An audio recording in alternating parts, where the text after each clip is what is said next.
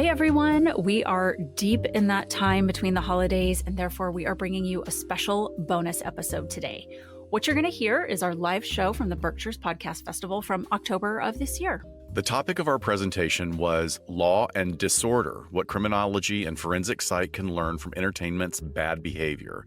And we were delighted to put this together with our friend Dr. Megan Sachs of the Women in Crime and Direct Appeals podcasts. The presentation was interactive, so there's quite a number of movie and TV show clips and some activities that we did with the audience. So it's a bit of a different listening experience, but we think it's going to be a really great discussion that translates well for the podcast. Having said that, we started with a cold open that involves a clip, so that's what you'll hear first.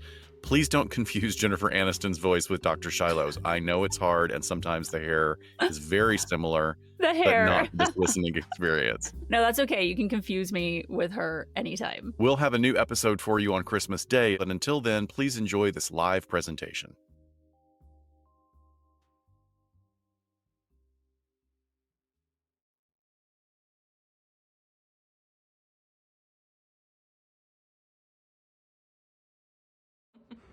You don't joke in therapy.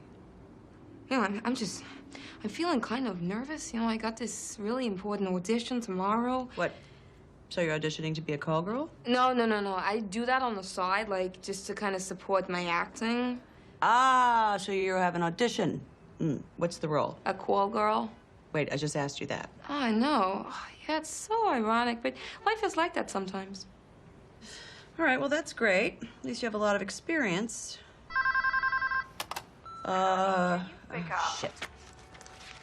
Hello, honey. Can you hear me? I guess you're probably in a session. Oh, great. It's my mother. She's drunk. Very strange here. It's not at all a place I Does he imagined bite? it would be. It's Oh, I don't know. It depends. Yeah, 'cause...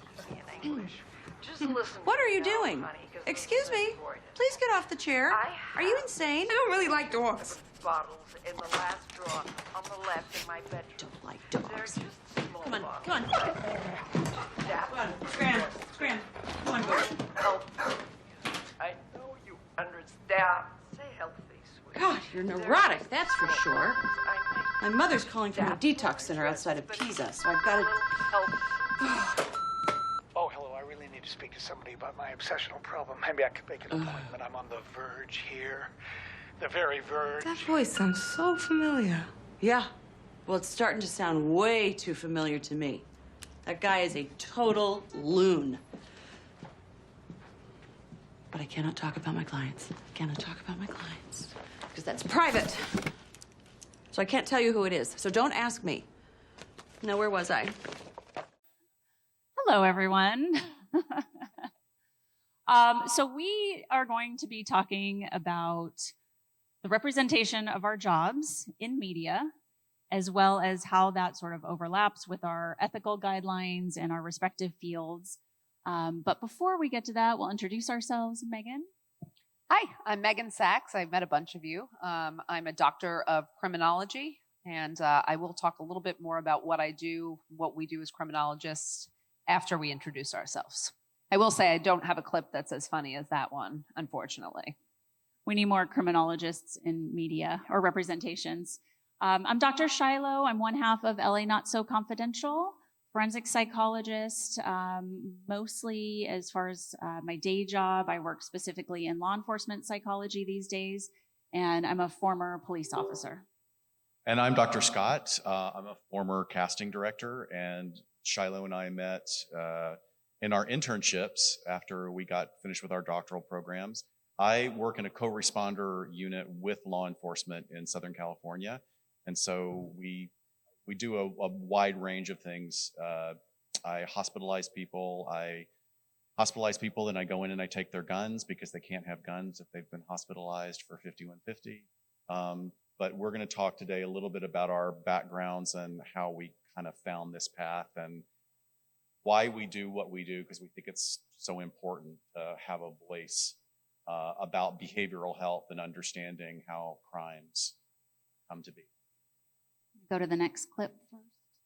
Okay, and somebody yell out if you just, as soon as you know what show this is from. This is my fault. Your research has been awarded $200,000. What? There's more. As I said, I applied to more than one place for funding. The National Institute of Justice heard about the LEAA, and they are in competition, so the NIJ has awarded you an additional $185,000. You can't be serious. This amount of money comes with considerable scrutiny. And I'm not talking about bookkeeping as such, although you will certainly be required to keep meticulous records. I'm talking about Congress having a real interest in everything we do. So much for the protection I might have afforded you. Congratulations, I suppose. Have a nice day. I heard a couple people shout that one out. Who knows what show that's from? Mindhunter. How many people watched Mindhunter? Okay, all right. Please all write the network and demand another season. I demand it too. We need to make this happen.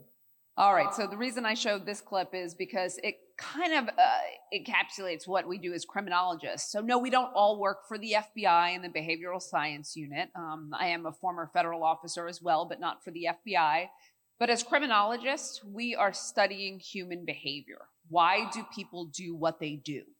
Why do seemingly ordinary people do extraordinary things is really one of the questions I ask. A lot of crime is utilitarian, but not all of it is. So we can do this in ways like they did in the BSU. I interview offenders. I've surveyed sex offenders. I meet with people who commit extremely violent crimes, nonviolent crimes. Sometimes I just work with data analysis, and it's not as sexy as the show is. But it's always important. It's always important to me, and it's always important, as they would say on the show, you're going to influence what someone does with that information. So I don't know if I'm influencing Congress per se, but I do know that I've done a lot of work in bail reform, and now there's a bail reform movement. So we publish our research. We work with people, we publish it, and sometimes it influences policy across the country, and that's really cool, but it's also a really big responsibility because you better get it right.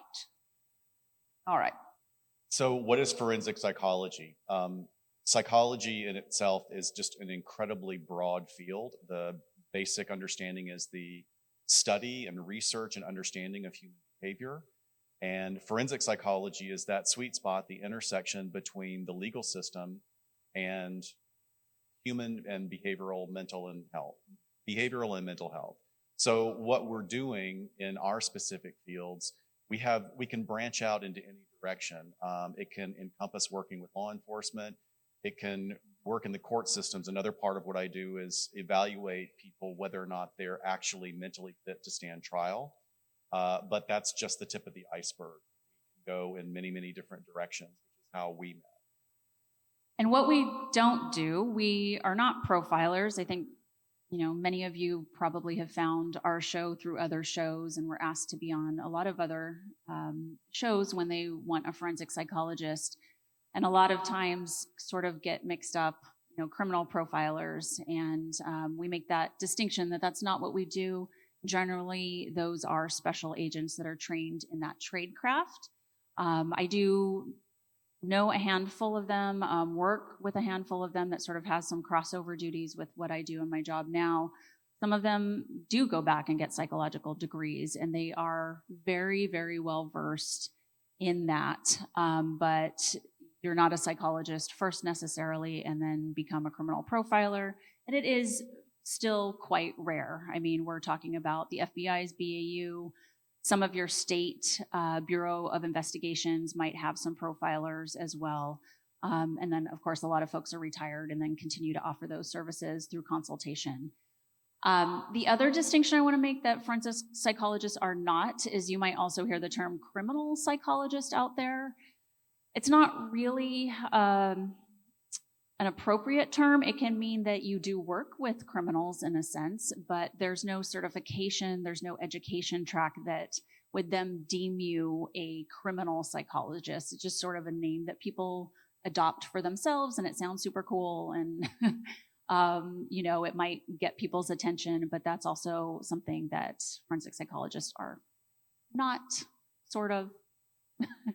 I've worked with many criminals, but still, forensic psych is going to be the big umbrella term. But do you want to talk about just our ethical guidelines and how we have to? Sure. So one of the things that's really important that is not generally understood is that many times as a forensic psychologist, if I worked in corrections, in state prisons, I worked in county jails, the person I'm talking to is not my client. The client is the state of California or the county of Los Angeles or the city of Los Angeles. And that gets a little wonky, right? Because we all kind of have a basic understanding. Well, let me first question if you're willing to share, because I'm Southern California bound now. So I understand we have a lot of different cultures here, but who has been in therapy before or knows somebody that's been in therapy? Oh, third, there we go. I knew, you're all my people, right? So there's the idea of confidentiality. Confidentiality means that really only under specific areas can you reveal anything outside of that relationship. But in forensic psychology, no, I have to. If someone says something within a certain parameter to me, I am duty bound to tell a supervisor in order to maintain the integrity and safety of it. So we have in California, the California Board of Psychology that oversees our ethics and our guidelines. You have to take a law and ethics exam to be licensed, like you do in many other states. Some of the ways that psychologists get in trouble or lose their license is basically anything that's going to cause harm to a patient, right? Confidentiality is definitely one of those things that's broken where they lose their license for that reason. Sexual misconduct with a client or with a patient. Oh, by the way, just in case you didn't Oh, know. yeah. We actually have pamphlets for this. Like in These state are of California, pamphlets. If you are a mental health clinician, you have to have these in your office. And the minute one of your clients or a potential client implies that a professional has been inappropriate with them, you have to hand them this, like your entire session now has to be an explanation of how this is inappropriate and illegal because it happens that much, unfortunately. When we worked with sex offenders, we would do an entire group where we just sat down and gave this to them so they know not to try and cross those boundaries. Practicing outside of your scope of competence is also another big area where psychologists lose their licenses. Substance abuse, fraud or misrepresentation of their credentials, failing to maintain proper records. Obviously, that's all going to be very important. And then engaging in dual relationships with clients. So not necessarily a romantic relationship, but you can't have your patient then come paint your house, right? So you can't have anything that would look like you are exploiting them, taking advantage of them outside of that therapeutic relationship. I was going to say, add to that, in the state of California, you can call yourself doctor if you have a doctorate degree, but you cannot call yourself a psychologist unless you're licensed. And most of the US is in alignment with that. And yet some states won't prosecute. They'll be like, oh, that's okay. You can call yourself whatever you want to. In California, you can actually get into a lot of trouble for presenting false credentials. Did anybody here see the show, The Shrink Next Door, which is based on the true story? That's a great example of absolutely horrific abuse of a patient. And it's also very indicative of what was very common in the past. Through the 70s and the 80s and the early 90s, there were constant diffuse boundaries within our community, our clients. That has shifted across the country because of laws like California. Do you guys have a governing board for ethics? We do, and I was going to discuss it in one of my clips in a second. Yes. We'll get to that. Okay. So I want everybody to just indulge for a moment. So we're going to talk about confidentiality, and we're going to show a clip in a second. But if you would, and if you can, would you guys stand up? And I want you to sit down when you think I mentioned something as a doctor-patient conversation that would lead me to have to break confidentiality, okay? No wrong answers. Just kind of want to see where you guys are at in this. Well, in fact, there is a wrong answer. But no, well, come on. But not no here, judgment not here. if you're wrong. I'm just letting you know. We're therapists. We don't and judge. we'll get to the paddles. I promise you guys with paddles. We'll get to that in a second. So what if you tell me that you caused self-harm to yourself about 6 months ago? If you think I'd have to tell someone about that, Have a seat. What if you tell me that your spouse has physically harmed you in the past and you're scared? What if you tell me that you caused harm to someone last night, like you beat them within inches of their life? What if you tell me that you killed somebody last night? Would I have to break confidentiality? What if you tell me that you killed someone last night and they are in the trunk of your car in the parking lot right now? Good job to everyone who's standing, because all of that is covered under confidentiality. Wait, don't sit down. There's more. You're not done. What if you tell me that you're planning on killing your boss tomorrow by bringing a gun to work? That'll do it. There yeah, you go. Yeah. They are. About So intent and planning. that is how protected confidentiality is. If the deed is already done, we're there to sit with you in that and have our own moral. Stand by. We're going there. We're almost there. We're almost Perfect there. timing. But of course, if it is going to happen, if it's something that you intend, whether it's harm against yourself or somebody else, obviously that's where we would have to break confidentiality and get law enforcement or somebody else involved.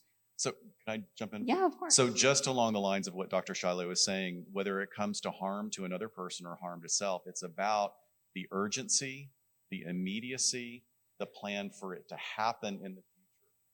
The first example she gave was somebody shared with you that they hurt themselves 6 months ago. That's really important information to have therapeutically. It's really good information, but it doesn't necessarily mean that this person's in danger of harming themselves. So immediacy and urgency. So those of you with paddles, one side says unethical and the other side says inept. So for our slide or on our clips that we're going to show moving forward, we're going to show a clip and then just hold up which you think it is. Is it unethical or is it just inept? Dumbassery. No. Dumbassery.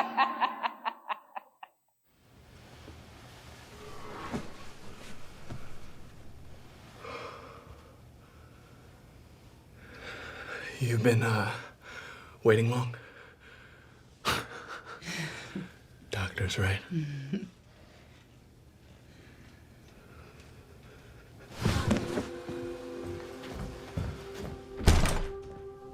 The fuck did you tell him?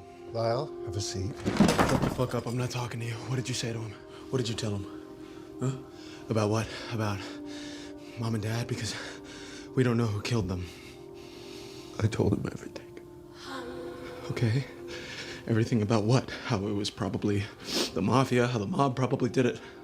Lyle, the nightmares I was having, I had to tell somebody. He told me everything. Okay, well, I don't know what the fuck that means, he told me everything, because I don't know what the fuck everything is, and just because he fucking said it doesn't mean that it's fucking true. Lyle, I was afraid I was gonna kill myself. Lyle, please. Will you shut the fuck up, please? I am talking to my brother. We killed them. We shot them.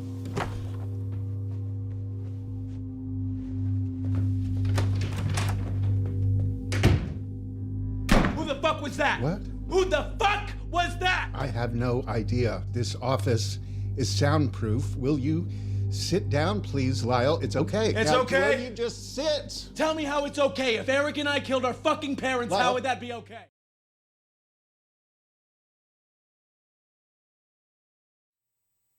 All right, so I couldn't find a clip that encompassed everything. And if you guys have seen this is the Monsters Menendez story that's on Netflix right now, the Ryan Murphy produced version. So yes, Eric goes in and tells his sort of long-term therapist, he worked with the family and worked with both brothers previously, about the murders.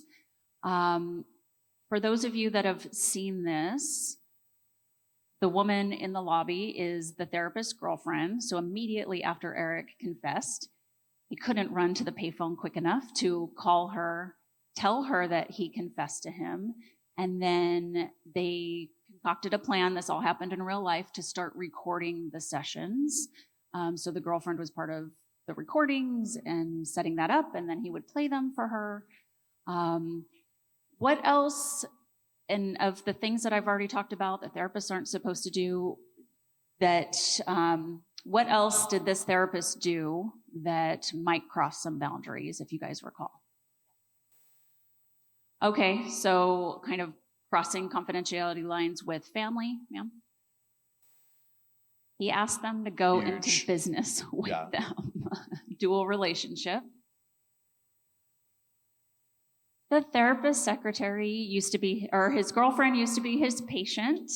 And then he asked her to move in with him and his wife and his kids to keep her quiet so she wouldn't tell any of this. So this is all real. Unethical or inept, what do we think?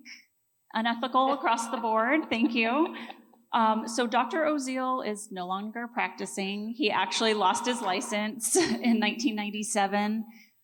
So he was stripped of his license after being accused by the state panel of breaking confidentiality rules and engaging in inappropriate relationships with female patients, plural. Shocker. And then if you guys remember in 2017, the Law and Order version of this came out, a fictionalized, taken from reality version. So he was asked for comment when that came out, and he said, "I did not surrender my license due to the accusation, which implies I gave up my practice because I did the things alleged in this show. That's flatly and completely false." But just in case any of you are in this area, as of 2024, Dr. Oziel, now known as Jerry Oziel, is working at the Marital Meditation Center in Albuquerque, New Mexico. So if you want some meditation marital retreat advice from this man, he works with couples to improve their relationships through meditation as an alternative to getting divorced. So in other words, this is my alternative career because I can't work in the other field. I'm this close. All right, do you want to show your clip first for your next one? Yes. Okay, so I'm going to show you a clip. It's a little bit heavy. And I'll ask you if you know what this experiment was, talk about it afterwards, and talk about how it relates to what I do. Would you rather be a guard or a prisoner? I don't think I have the qualities to be a guard. Prisoner. Prisoner, I guess. Prisoner. Sounds like it would be a little less work. Prisoner. Why's that? Nobody likes guards. Good afternoon, gentlemen.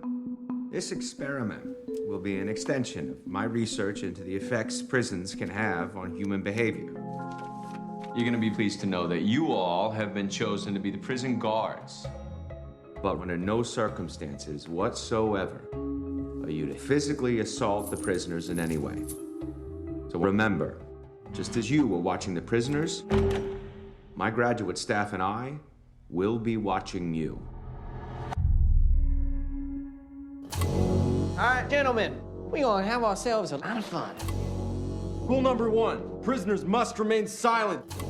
This is an exercise period. Okay, is it just me, or are these guys taking this thing a bit too seriously? Why don't you give me 20 push-ups? Look at this guy. Thinks he's John Wayne or something. You address me as Mr.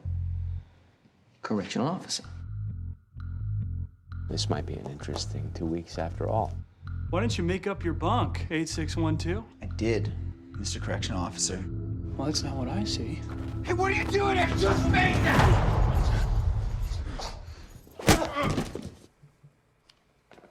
What was that? You just hit him. You're not supposed to hit him. Should we step in? No.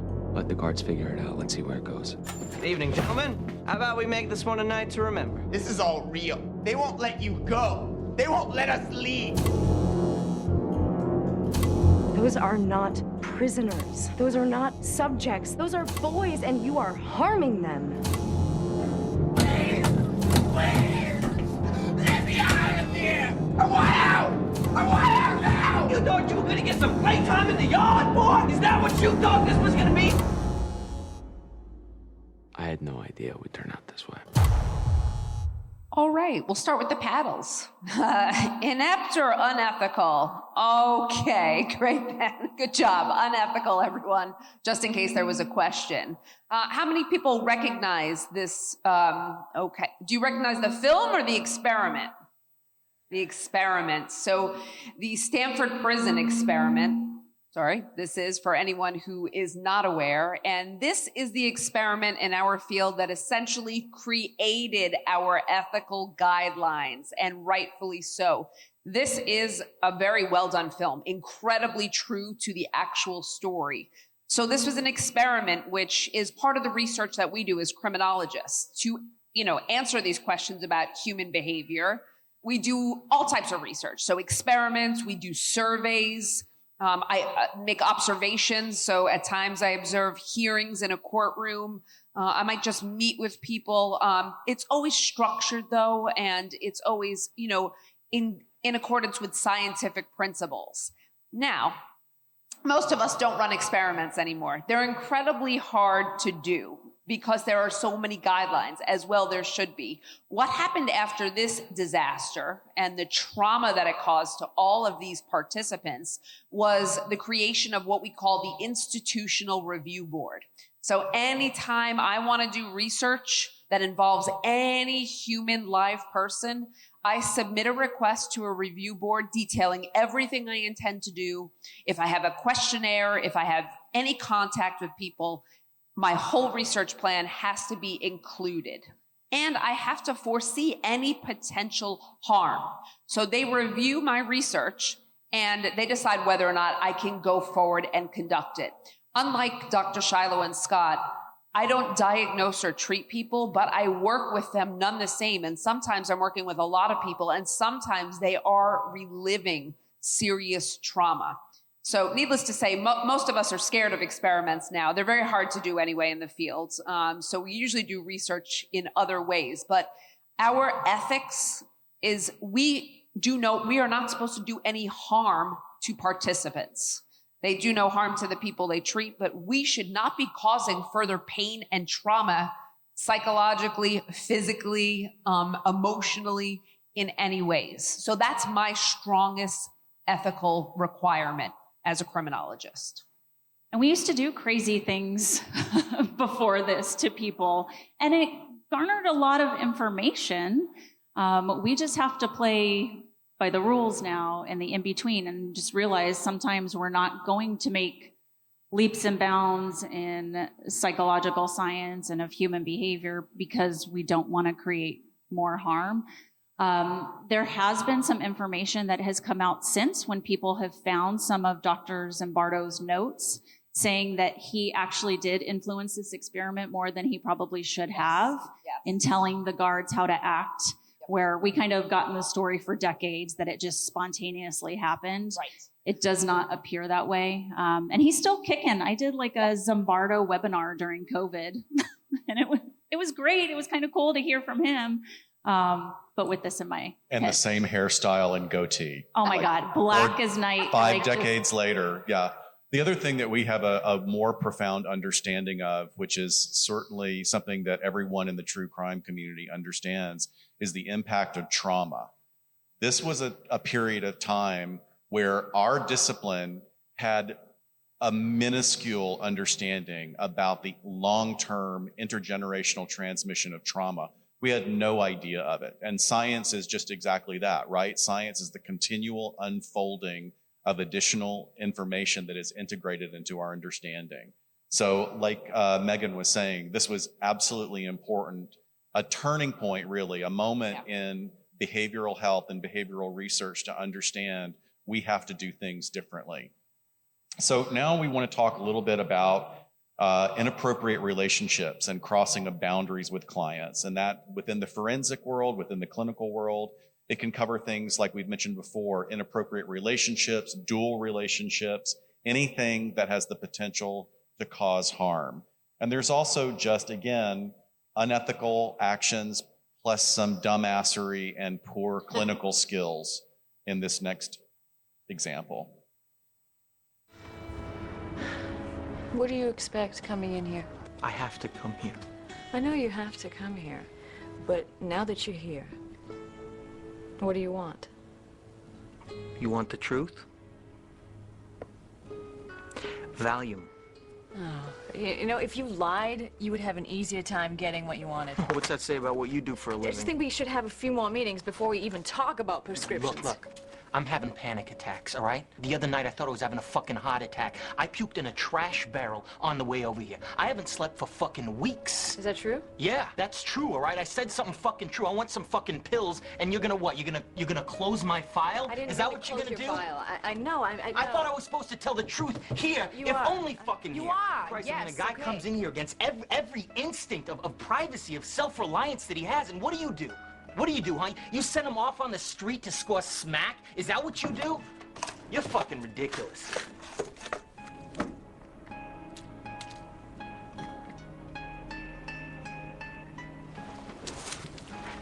Two pills? Great. Why don't you just give me a bottle of scotch and a handgun to blow my fucking head off? Are we done here with this psychiatry bullshit? You know what? You can What leave. the fuck did I just put myself through? I'm fucking out of here. Hey, what if that was a legitimate threat? Think about it, fucking hotshot.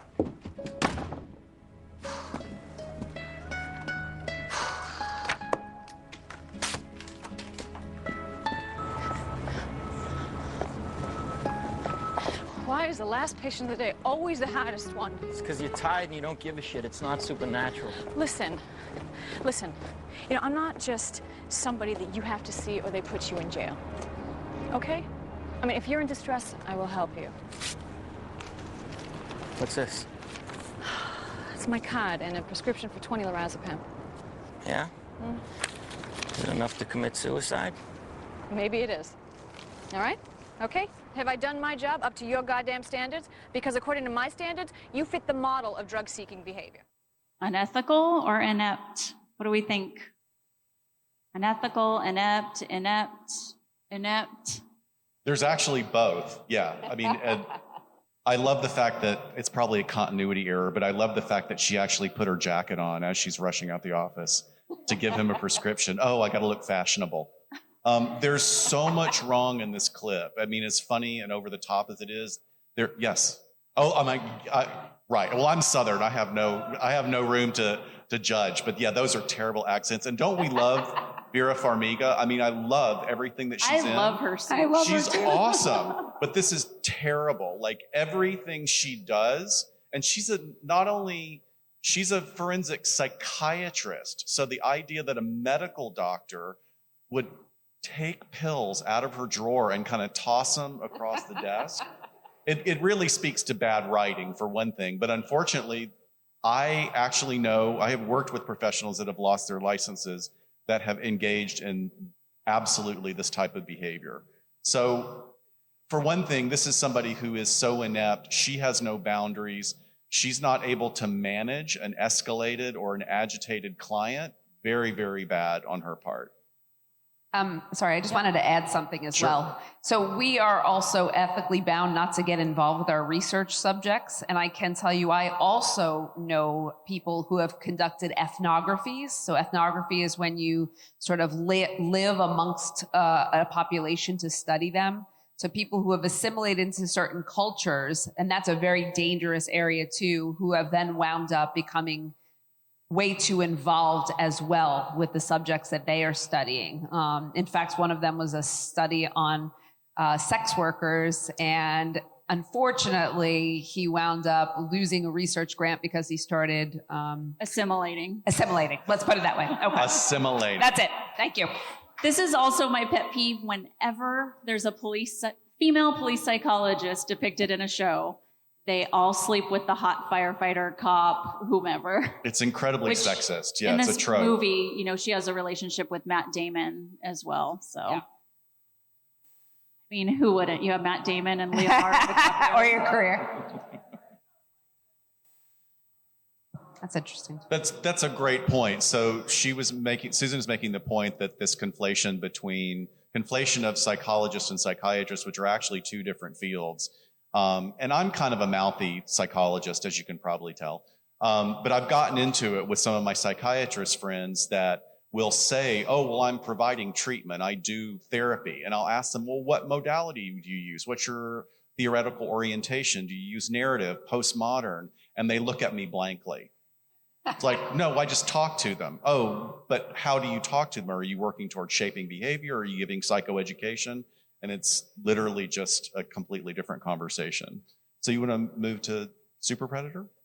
Yeah, that's fine. Okay, this is a clip. I think, do we have the clip or no? Yeah. Oh, okay. Clip for me.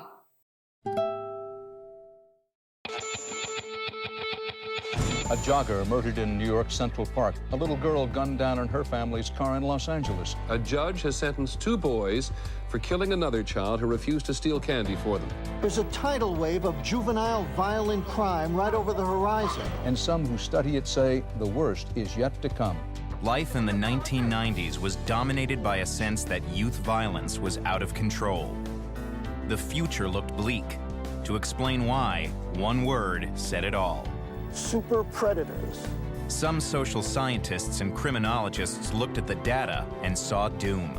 They stepped out of their ivory towers and into the public arena to sound the alarm about a coming wave of kids who were going to ravage the country. A super predator is a young juvenile criminal who is so impulsive, so remorseless, that he can kill, rape, maim without giving it a second thought. The prediction was terrifying, and lawmakers cracked down on juvenile offenders. This country went into a moral panic over super predators. But there was one problem. The calculations were wrong. They made it up.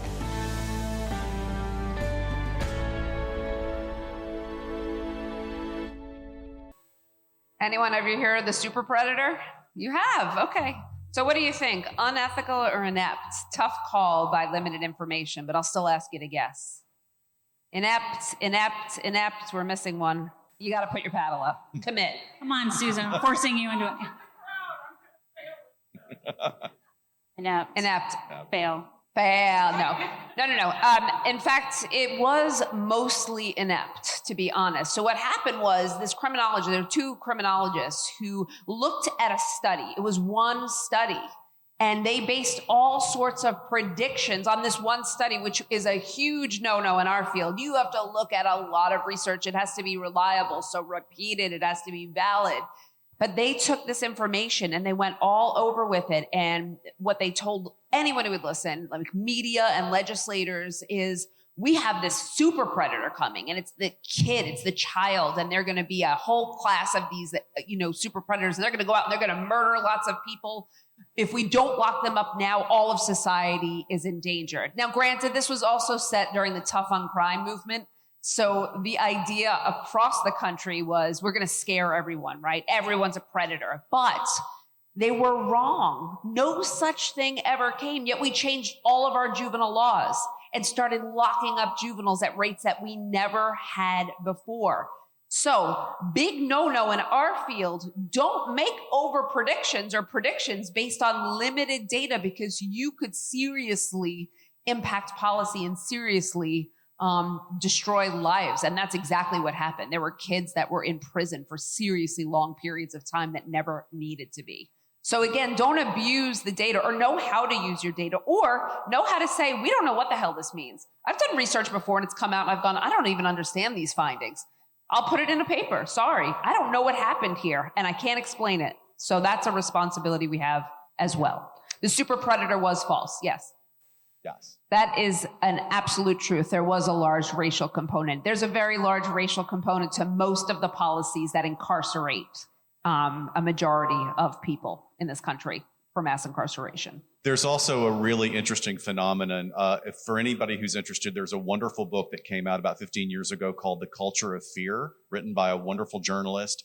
And he goes back literally 2,000 years. We continue to demonize children every 30, 40 years. We did it to the Irish immigrant children. Yes. They were the ones in the 20s and 30s that were going to ruin the country. And it is really interesting. It's an othering that we do to marginalized populations, but it's not only marginalized populations of either race or ethnic background, it's also age. As we get older, we're going to look at the other as those kids are coming after us. Yeah. Good point. Thank you. The gender angle is what Susan was saying. Yeah, definitely. I mean, we have traditionally done that in this country, hence the reason they burned women, right? It's not that I want your property, it's that you're a witch, right? Right. All right.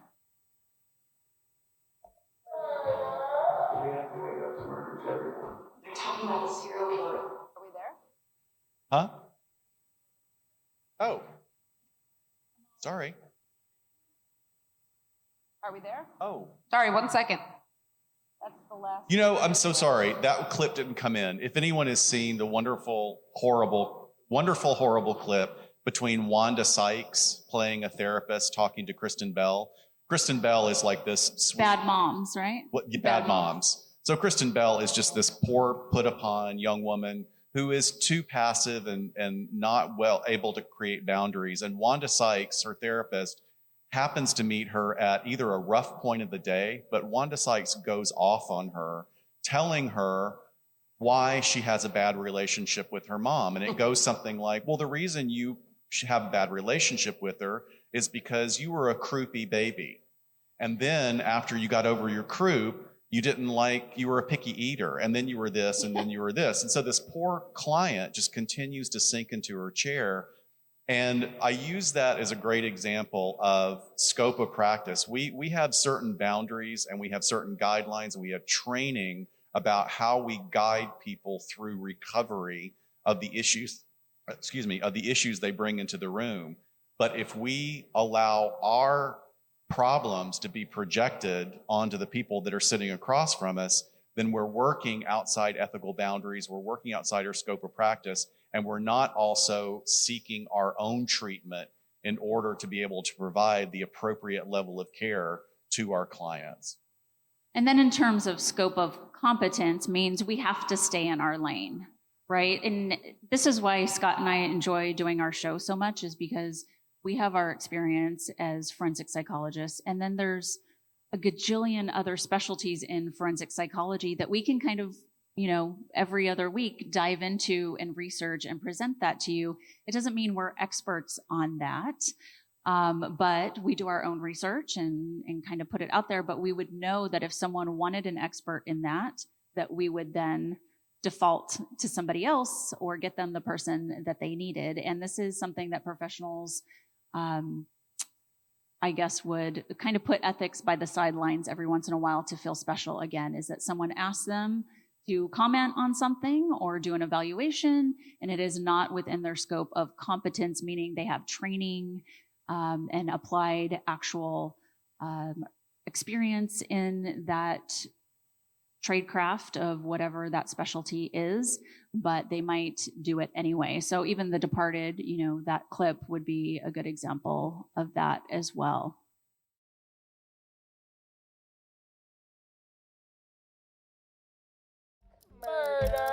Do we have to wake up to murders every morning? They're talking about the serial killer that's like basically in our backyard. It is so exciting. LA, it's brutal. Especially when you're pushing 50. Bartender's into you. I could be bartender's dad. Did anyone catch my favorite murder? No spoilers. No. Hey, what do you even know about this guy? Should I use protection or should he just pull out? If I end up on Dateline, I can leave a massive DNA trail for you true crime weirdos. Can't pay any of our bills. You just lost your job. We have a baby on the way, so tell me, how are we going to get by? She is the victim of the West Side Ripper. It's him. I know my killers. What if we make a podcast about this together? We could bring him in on it. Bring the killer in on what? The podcast. We forced them to do it. Oh my God, this is gonna change our lives. Oh, that's going to change your life. How many people have seen this one? Okay, based on a true story with Kaylee Cuoco, I suggested we show this clip as we transition to talking about podcast ethics, because I thought, what better way than to see a couple who's excited about working with a serial killer? And spoiler alert, they do bring in the serial killer into their podcast, which can be done ethically. I will say, from my own experience, I have interviewed a serial killer as well for a podcast that I have not released yet. I swear I'll release it at some point. Yeah, but when is But hopefully they're behind like a secure barrier. Right. So I didn't bring them in. There's a lot more that happens in this, and a lot more, but it kind of summarizes also the true crime craze that we have. So how do we as podcasters balance that? How do we tell stories? What are our ethics? I'll just briefly talk about this is our last section, and then we'll open up to questions. But I'll briefly say for myself, I choose stories very carefully. I choose ones, especially when I'm asked to highlight a case to get information out there. I prioritize victims' families when they ask. A lot of information, I don't always give all the information because I don't give salacious details just to give salacious details. I will only give it if it is absolutely essential to the story, because I don't like to, make that the highlight per se. I do extensive research on all of my cases. I make sure I have legitimate sources.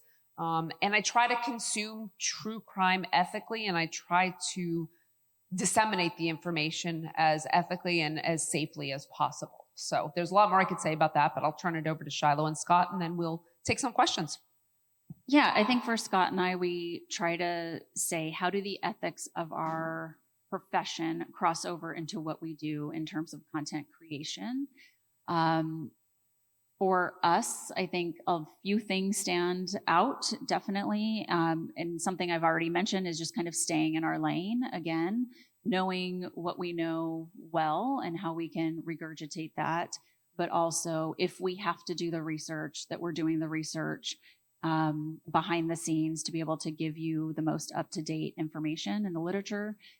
But also when on the front end, and I'm sure many of you, again, found us through other podcasts, is when they ask to have us on, some of the parameters that we set as guests as well. And I think we're even getting emails now when people ask, they go, we know you can't provide an evaluation on this person, and that's one of our other things, is that we're not going to by any means be providing any sort of psychological evaluation or assessment or analysis. You'll even hear us really talk very generally or in third person, not use the name of the person that, maybe is the topic of discussion, just so we don't cross those boundaries. Because I think a lot of things go through my head as far as, what if someone from the California Ethics Board listened to this episode?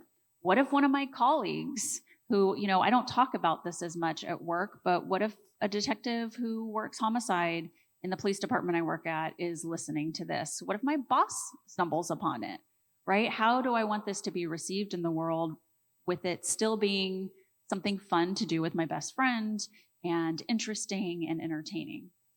So we also like to think of, you have alternatives to perspectives. You can have a perspective that is face-to-face, a perspective to help you through difficult times and to give you a bigger global view of reality and your existence, is to take a step back, step up, look down. We can all have compassion for children, right? I mean, everybody understands children are a marginalized community. We certainly understand when a child is a victim of abuse, when a child has been exposed to head trauma, sexual abuse, physical abuse, being exposed to things that are way beyond their understanding, neglect. And I'm giving you an example. Like, all of those things can happen to one child, and it's awful, right? But at some point, that person turns into Richard Ramirez, who experienced all of those things. And suddenly we shift. And believe me, I'm not letting any criminals off the hook, but we have to understand that being ethical in this meal that we're consuming together, there are responsibilities that are placed on us, and we have the choice as we step through this world that we share of how we're going to look at it and how we're going to place judgment and how we're going to have conversations with our peers that are meaningful, that reduces that type of reductive reasoning that we see in some of the larger podcast festivals or the larger venues where it's all gore and they're focusing on this glorification of the killer. Let's all step away from that when we can. Thank you. Yeah, we'll do questions and I'll And hop cut around us with off the if we're microphone. over time. Somebody No, we're flag good. us We have down and drag us off stage. 5? We have 5. All right. Do we have questions? Anyone? Yeah. All right. Weird. We'll do this with a microphone.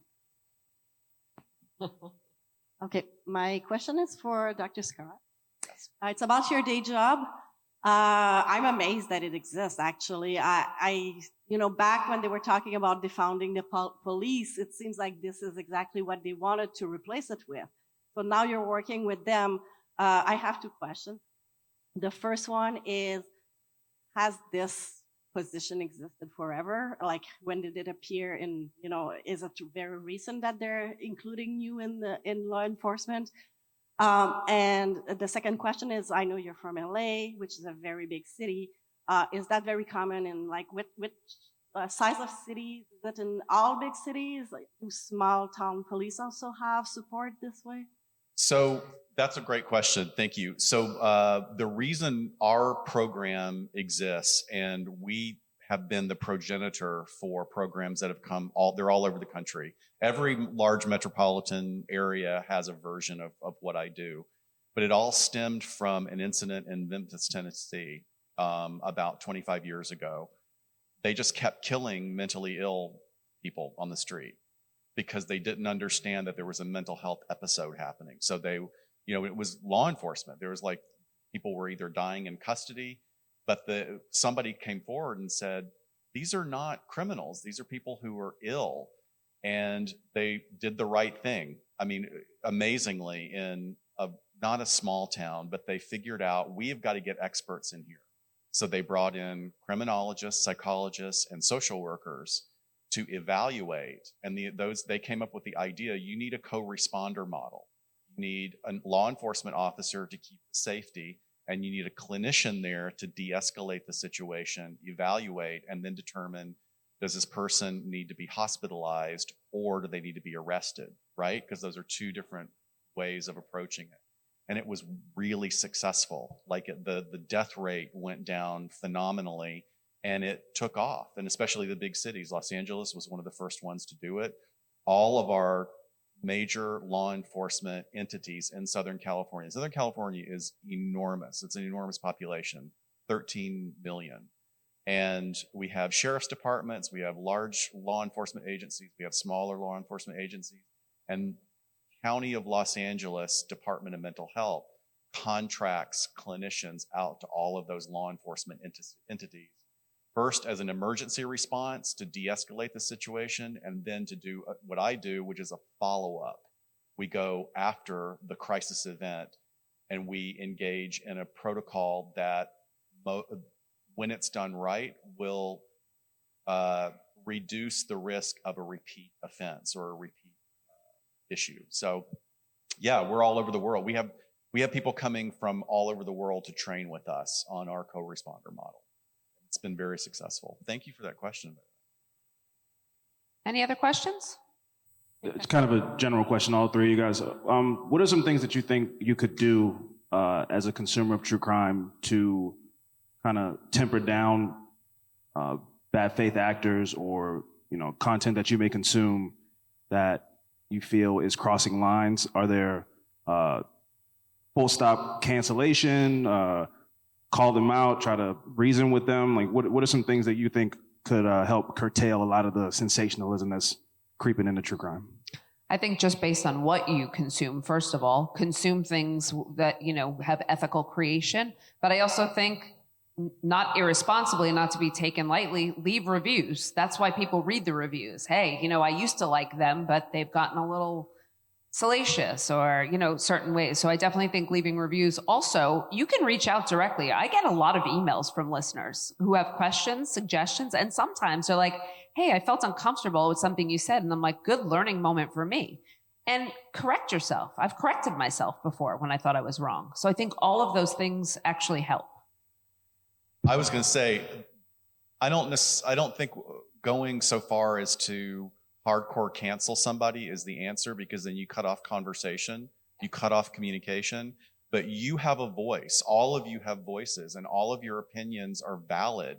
It may not be completely applicable to the moment, but thoughtfully reach out. We read everything. Yeah. We read every comment, positive, negative. She has to comfort me most of the time because I'm in the fetal position. I have to comfort Amy too. Right. I can take it, but she can't. I'm so sensitive about that stuff. You suck, Dr. Scott. I'm like weeping. But no, seriously, like if you have and especially if you are able to sort of describe why it's inappropriate or why it's controversial or, hey, why didn't you think of this? I think that has a huge impact on content creation.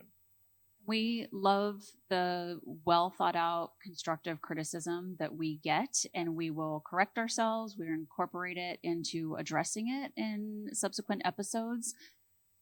Not everyone's going to be receptive though. So I think that's, for you to put your piece out there of why you're taking a certain stance, there has to be also a sense of acceptance on your part that maybe they won't change it. But something personal, I agree with both of them, is the way to go.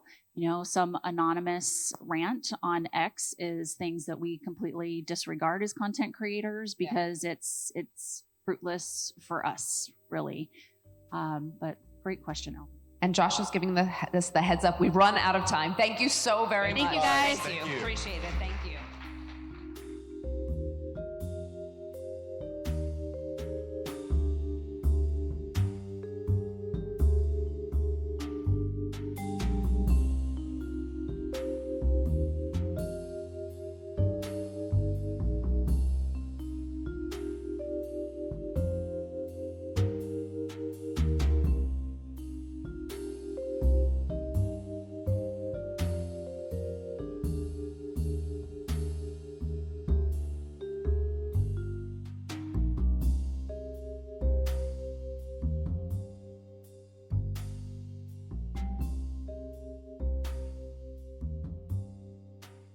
We sincerely thank you for spending some time with us today. LA Not So Confidential is part of the Crawlspace Media Network. Each episode is hosted, produced, and written by Dr. Scott and Dr. Shiloh. Our post-production editing and sweetening magic is handled by the multi-talented Jason Usry of Ear Cult Productions. Our theme music, entitled Cool Vibes Film Noir, is composed and performed by the talented Kevin MacLeod. He graciously allows us to use his music via a Creative Commons Attribution license. Please check out all of Kevin's amazing work on YouTube. All of the resources for each episode can be found on our website at la-not-so-confidential.com. You can find us on Instagram at LA Not So Podcast, on X at LA Not So Pod, and on Facebook at LA Not So Confidential. Media inquiries and bookings are scheduled at alienistentertainment@gmail.com.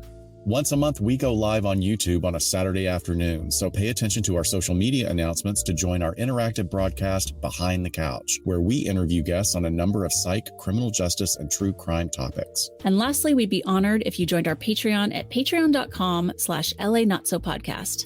With a subscription, you get an ad-free listening experience, additional content, host interaction, and you'll be the first to know about upcoming live events, social gatherings, and super cool swag. Thanks for listening, and join us next time on LA Not So Confidential.